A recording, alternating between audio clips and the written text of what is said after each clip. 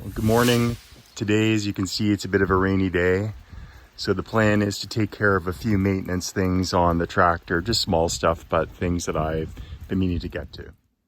The first job is I need to replace the gas shock that's used to hold the hood up. You can see I've got my trusty 2x4 hood holder.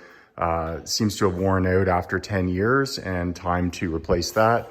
And then the second job is I need to replace this rear light as well.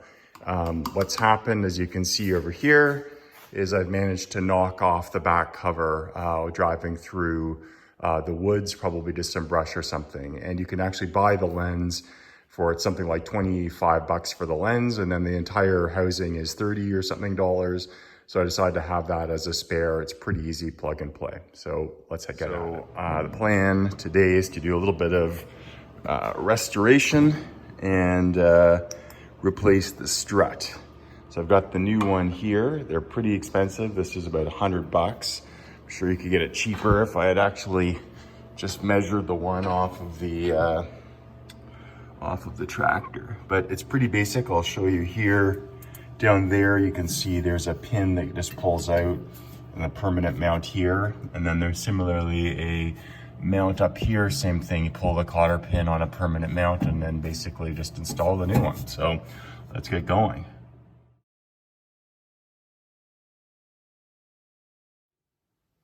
As with all great jobs, it's obviously a little bit harder than I initially thought. The clearance down here against the rad hose is actually quite tight. So I ended up having to use a pry bar down here just to pry it off and hold it off before I pulled it out.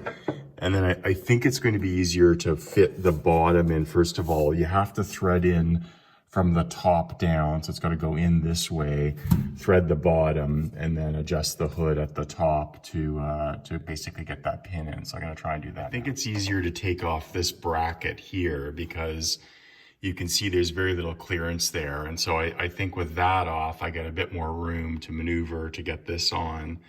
Otherwise, it's a bit like a jigsaw puzzle. So I'm gonna take this off now. And these are like self-captured. So pretty easy to take off. 12 millimeter is the...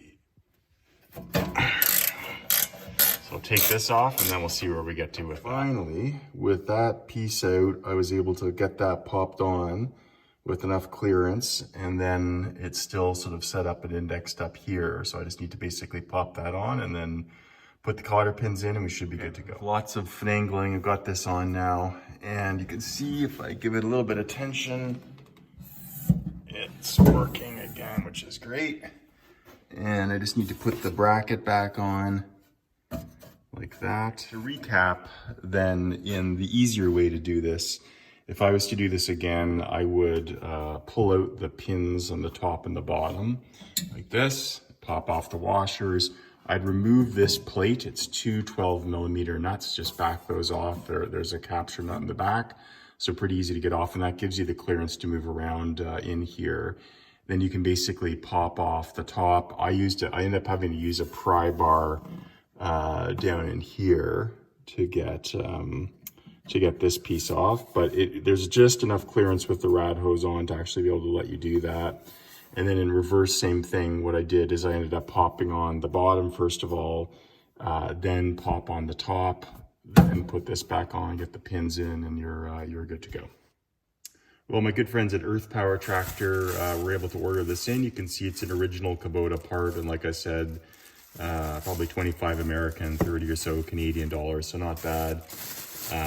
Worth paying a little bit for the quality, and you can see it's basically plug and play. I just unplugged the two things under the fender and back this off. This is actually, it's pretty big. It's actually, I've got a 19 millimeter wrench for that, so back that off. It's a pretty big part, and slip it through the fender and we're all set. Into the fender. This is the piece that comes out. Here's the plugs, and basically just pop that off, goes to the wiring harness here. So just clean this off a little bit, pop those, undo that, and slip in the new one from the top.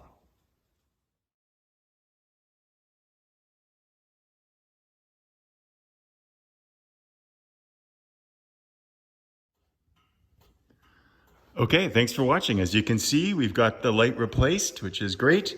and got the strut ready to go as well. So now we can get out of here and do some additional work. Thanks for watching. If you like, please hit subscribe. Much appreciated.